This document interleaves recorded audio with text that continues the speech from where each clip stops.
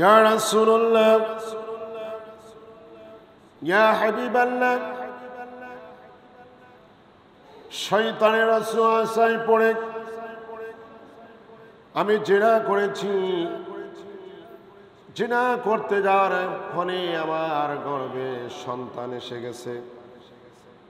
হাবিব, খুব তাড়াতাড়ি আমার শাস্তির ব্যবস্থা কার্যকর করুন। এই মুহূর্তে যদি আমি মরে যাই, এই মুহূর্তে যদি মালাকুল মউত এসে যায়, আমার ঠিকানা জাহান্নাম হয়ে যাবে, আমার বাঁচার উপায় নাই। আল্লাহ নবী বললেন, আপনার গর্ভে যে সন্তান, আপনি অপরাধ করতে পারেন, কিন্তু আপনার সন্তান তো অপরাধ করে নাই। সন্তান তো নিষ্পাপ। আপনি পাপী হতে পারেন, কিন্তু সন্তান তো নিষ্পাপ। সন্তান দুনিয়াতে আসার পরে আপনার শাস্তির ব্যবস্থা করা হবে। এই মহিলা দিন গণে কবে কখন সন্তান দুনিয়াতে আসবে না জানে। যদি মউত হয়ে যায়, মউত হলে পারে আমার ঠিকানা জাহান্নাম ছাড়ার কিছুই হবে না।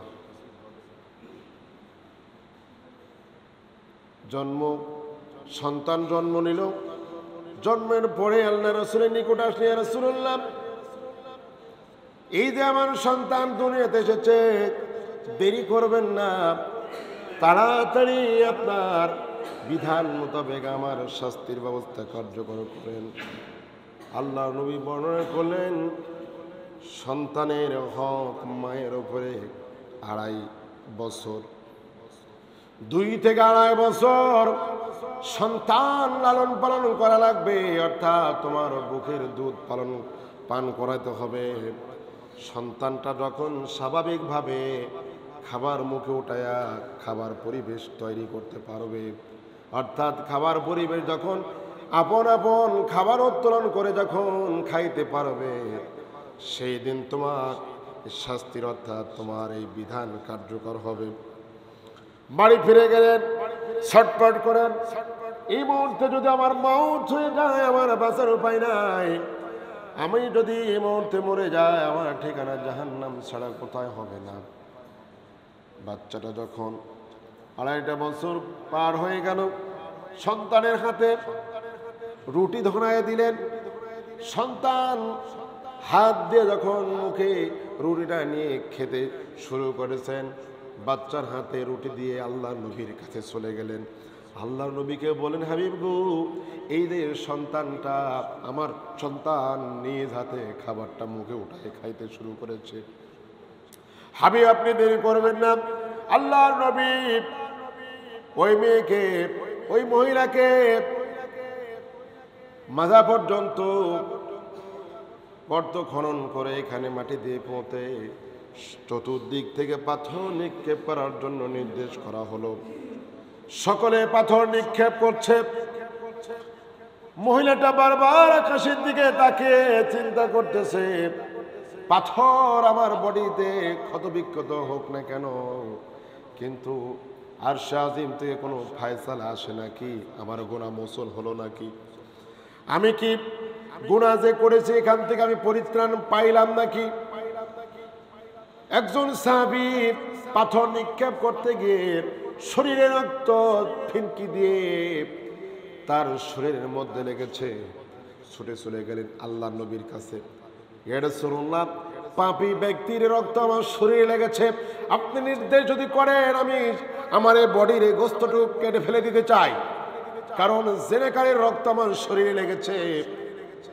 আমার বড় ভয় হয় রক্তের কারণে আমি কেন অপবিত্র হয়ে গেলাম নাকি।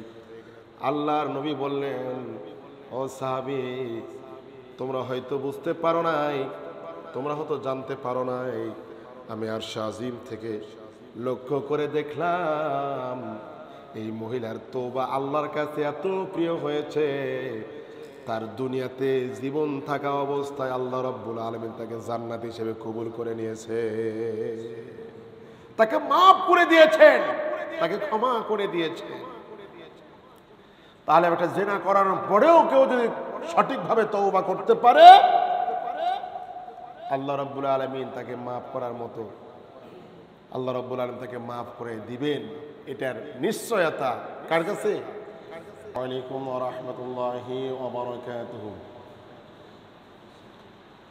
نحمده ونستعينه ونستغفره ونؤمن به ونتوكل عليه ونعوذ بالله من شرور أنفسنا ومن سيئات أعمالنا من يهد الله فلا مضل له ومن يضلله فلا هادي له ونشهد أن لا إله إلا الله وحده لا شريك له ونشهد أن سيدنا وحبيبنا ومولانا محمدا عبده ورسوله الذي أرسله بالحق بشيرا ونذيرا وداعيا إلى الله بإذنه وسراجا منيرا فقد قال الله تعالى في كلامه المجيد والفرقانه الحميد أعوذ بالله من الشيطان الرجيم بسم الله الرحمن الرحيم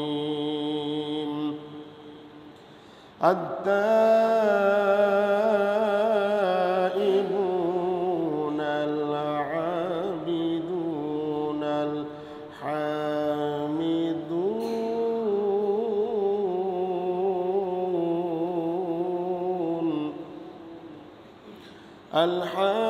الحامدون السائحون الراكعون الساجدون الآمرون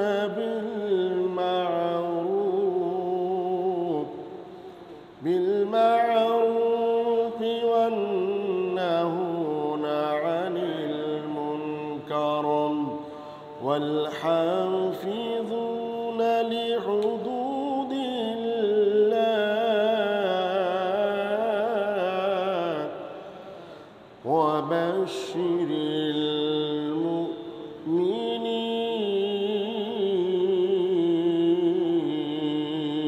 المؤمنين. وقال الله تعالى إن الله وملائكته يصلون على النبي يا أيها الذين آمنوا صلوا عليه وسلموا تسليما. اللهم صل على محمد وعلى آل محمد كما صليت على إبراهيم وعلى آل إبراهيم إنك حميد مجيد. اللهم بارك على محمد وعلى آل محمد كما باركت على إبراهيم وعلى آل إبراهيم إنك حميد مجيد.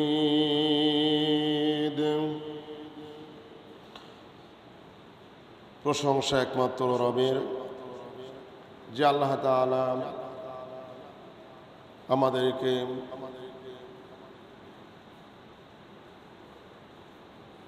মুসলমানের ঘরে জন্ম দিয়ে ধন্য করেছেন। মহান মনিব আল্লাহ তাআলার আলিশান দপ্তরে শুকরিয়া আদায় করতেছি যে আল্লাহ তাআলা অনুকূল পরিবেশে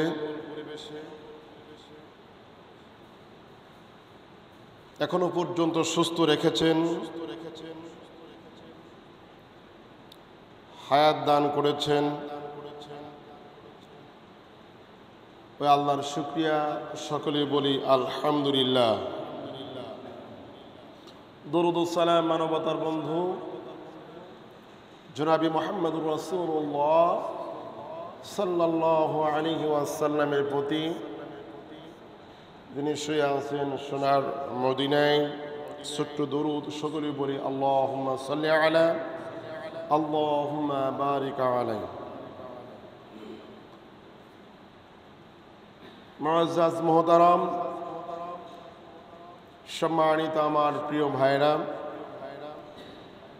আজকে যে বিষয়টা নিয়ে আলোচনা করব,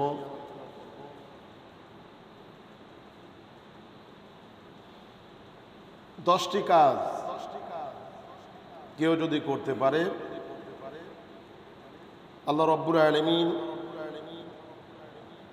তাদেরকে মুমিন বলে ঘোষণা দিয়েছেন।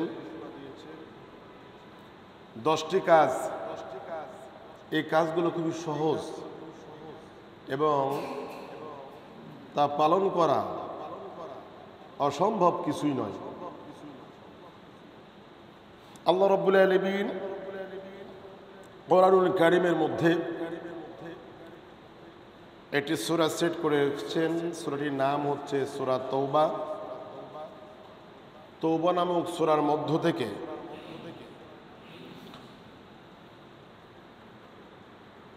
112 নম্বর আয়াত তেলাওয়াত করেছি। এই আয়াতের আলোকে সংক্ষিপ্তভাবে কথা বলার চেষ্টা করব। আল্লাহ রাব্বুল আলামিন আমাকে বলার এবং আপনাদেরকে শোনার তৌফিক দান করুন। উচ্চস্বরে বলে আমিন। 1 নম্বর গুণাবলী হচ্ছে, যেটা মুমিন হবে তাদের 1 নম্বর কাজ হচ্ছে আত-তাইয়িবুন। আত-তাইয়িবুনা মানে তওবাকারী। মুমিন ব্যক্তির বৈশিষ্ট্য হচ্ছে তওবা করবে। 2 নম্বর হচ্ছে আবিদুন, ইবাদত করবে। আল হামিদুনা, প্রশংসা আদায় করবে।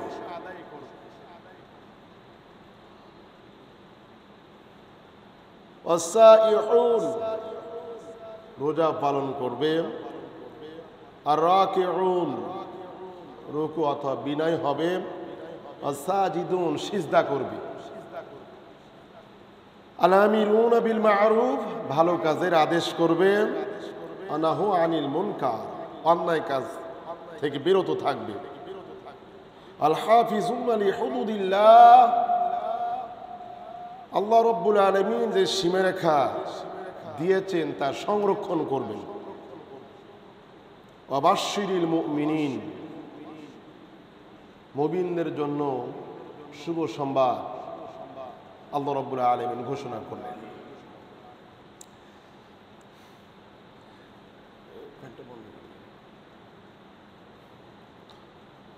তাহলে 1 নম্বর গুণ হচ্ছে তওবা।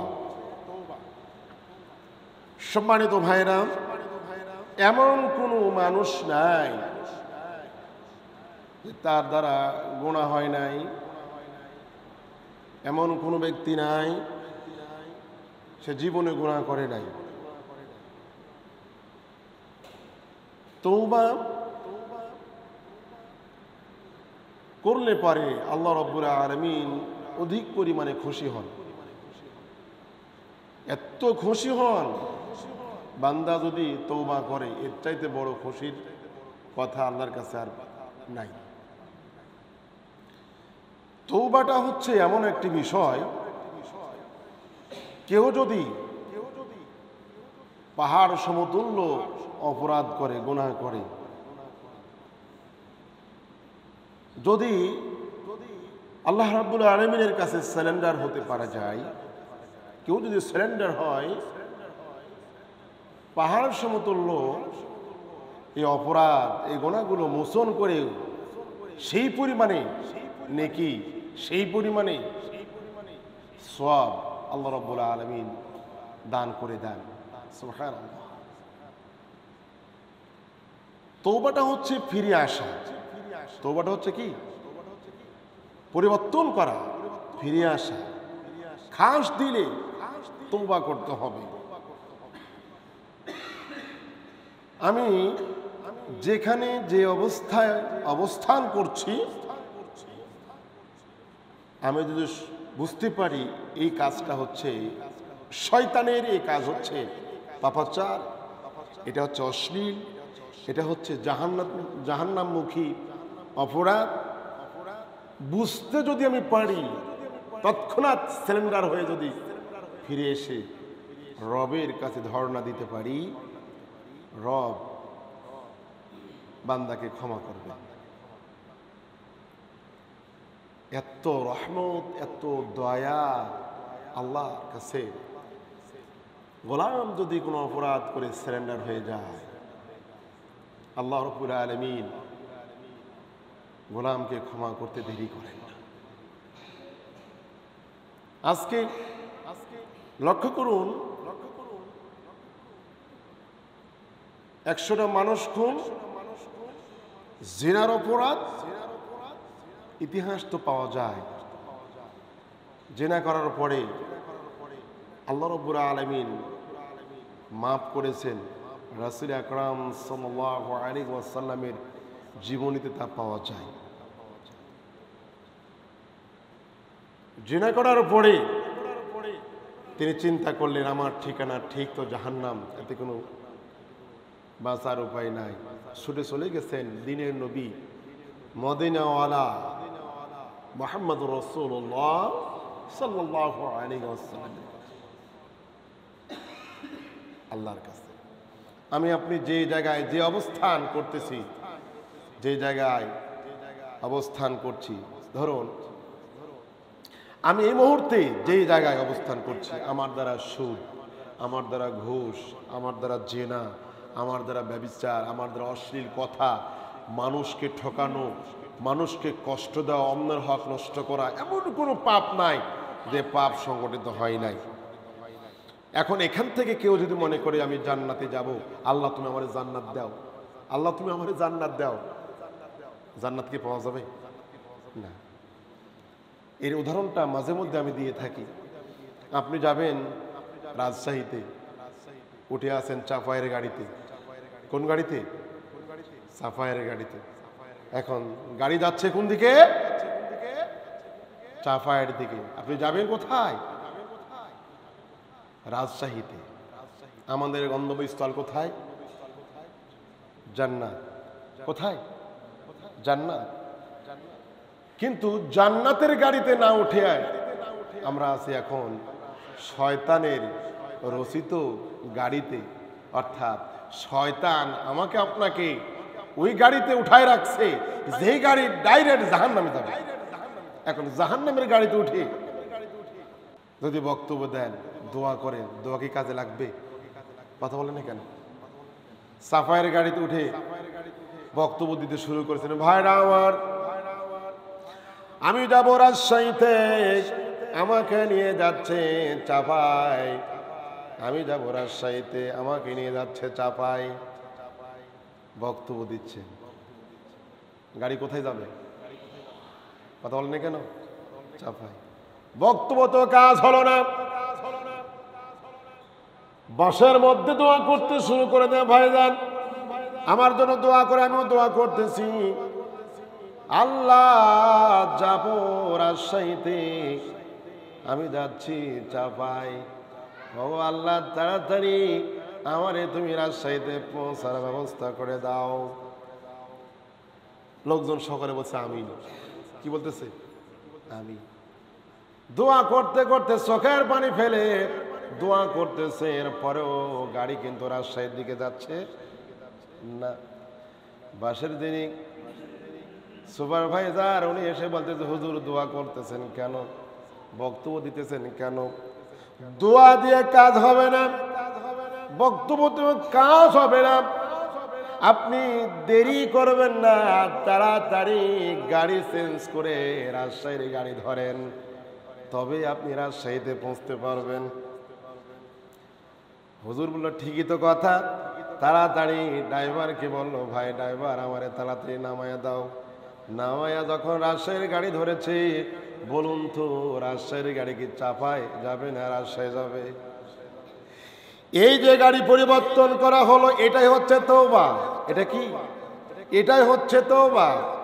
আমি আপনি শয়তানের গাড়িতে আছি, শয়তানের গাড়ি থেকে আপনি আমি দোয়া করতেছি, আল্লাহ সুদ খাই, ঘুষ খাই, মানুষকে মারি, জুলুম করি, আল্লাহ তুমি আমারে জান্নাত দাও, জান্নাত দাও।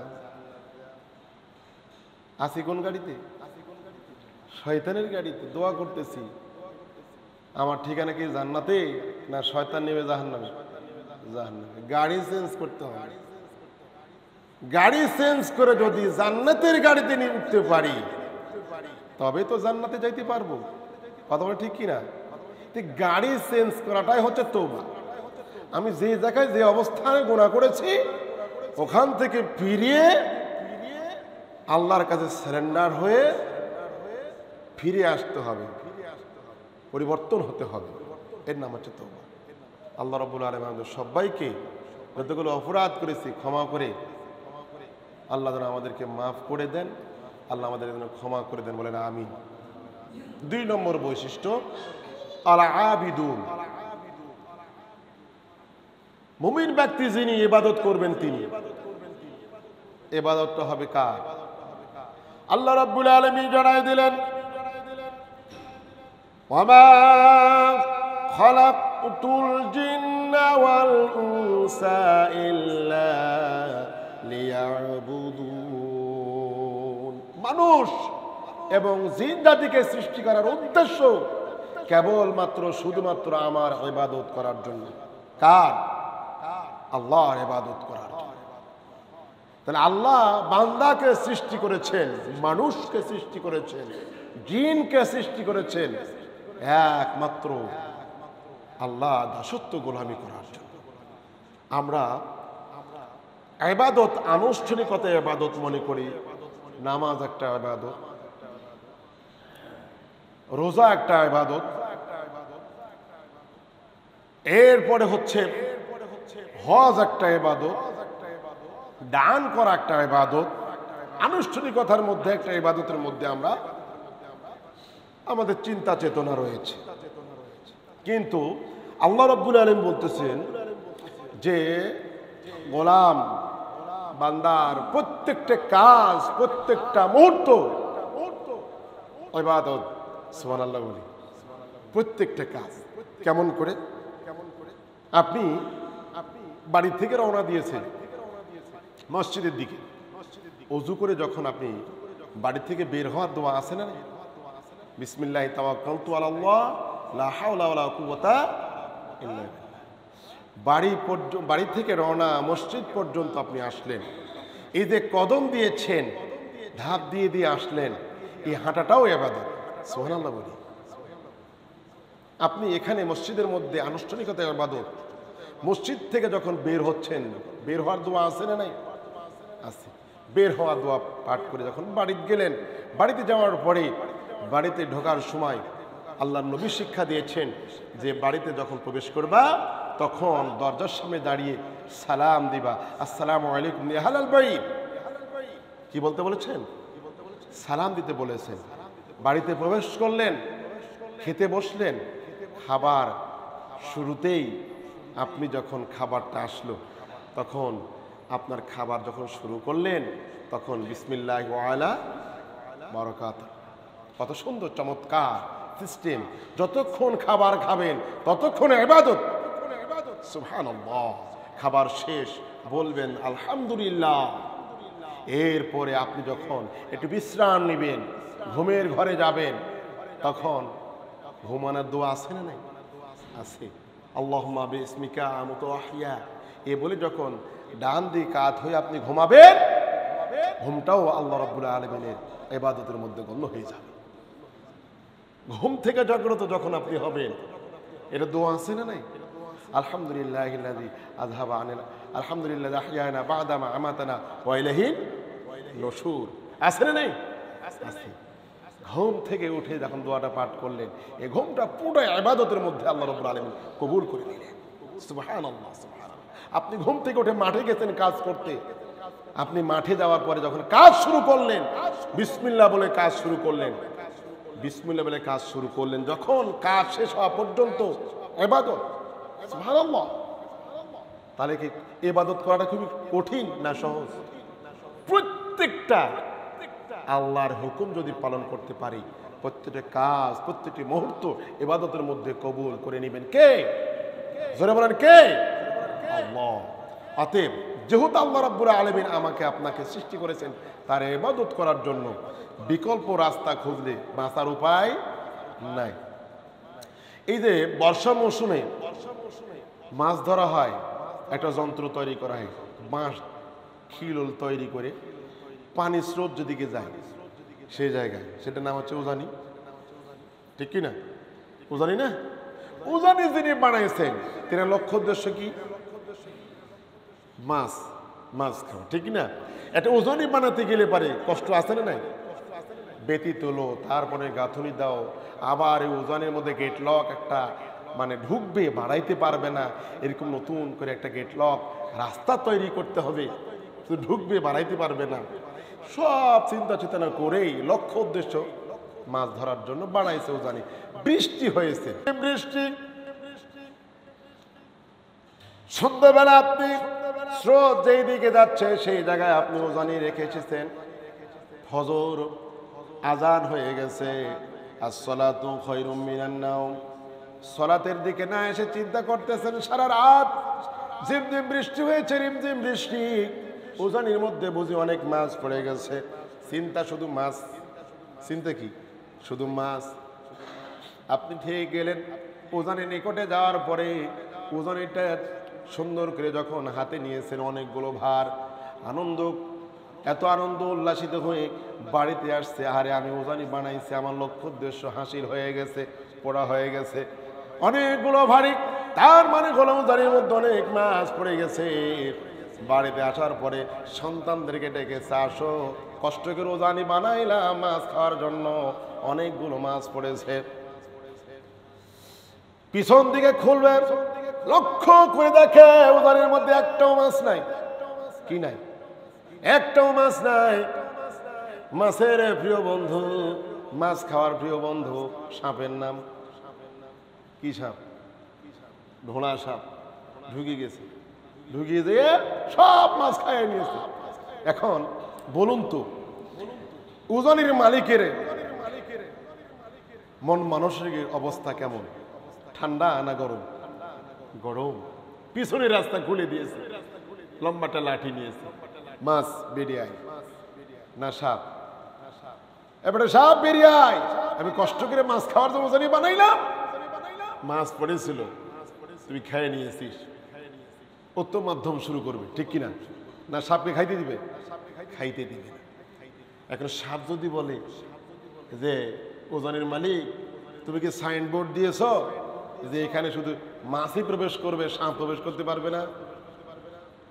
প্রশ্ন যদি সাপ মুনিবকে করে, জবাব দিতে পারবে? জবাব দিতে পারবে। তাহলে উজানি বানানোর উদ্দেশ্য হচ্ছে মাছ খাওয়া। মাছ পড়েছে কিন্তু মাছগুলো খেয়ে নিয়েছেন ধোঁড়া সাপ। এই মাছ খাওয়ার কারণে ধোঁড়া সাপের সাথে আপনি যেরকম আচরণ করবেন, উত্তম মাধ্যম দিবেন। আমাকে আপনাকে বানাইছেন আল্লাহ তার ইবাদত করার জন্য, ইবাদত করব, কিন্তু ইবাদতের ফাঁকে এই কলবের মধ্যে যদি ধোঁড়া সাপ মার্কা বিষধর সাপ নামক শয়তানকে আমি যদি স্থান দিই, আর শয়তান আমার এই কলবের মধ্যে অবস্থান নিয়ে সমস্ত নেকিগুলো শেষ করে গুনাতে পরিণত করে দেয়, তাহলে বলুন তো আমার জন্য কি আদর আপ্যায়ন হবে না মায়ের হবে? ঠিক ইবাদত করে আমি যদি কবরে না যাই, তাহলে কবরে গেলেই ফেরেশতার হাতে খাইতে হবে কি? মায়ের।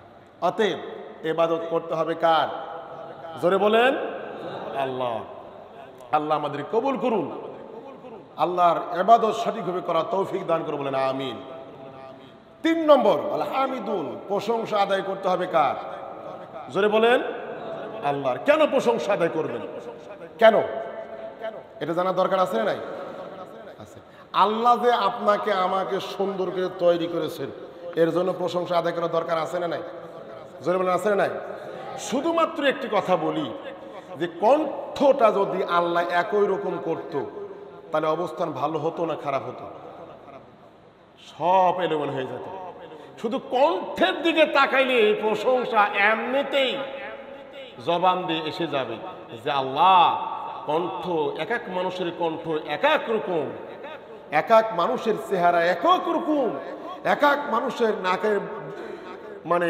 নাকের গঠন এক এক রকম, এক এক মানুষের চোখে গঠন এক এক রকম, এক এক মানুষের ভোমর এই ভোমরা রয়েছে গঠন এক এক রকমের। কারোর সাথে কারো মিল আছে নাই। এই চেহারার দিকে তাকালেই তো দেখা যায় যে মনের অজান্তেই আল্লাহর সৃষ্টি জবান দিয়ে প্রশংসা এসেই যে আলহামদুলিল্লাহ। ঠিক কিনা? বাকি কথাগুলো আগামী সপ্তাহে হবে ইনশাআল্লাহ। এই প্রশংসার উপরে আগামী সপ্তাহে আলোচনা হবে। আল্লাহ রাব্বুল আলামিন আমাদের সবাইকে ততদিন পর্যন্ত হায়াত দান করুন, ততদিন পর্যন্ত আল্লাহ আমাদেরকে যেন সুস্থ শরীর দান করুন। বলেন আমিন সুম্মা আমিন। আলহামদুলিল্লাহ। আসসালামু আলাইকুম ওয়া রাহমাতুল্লাহ।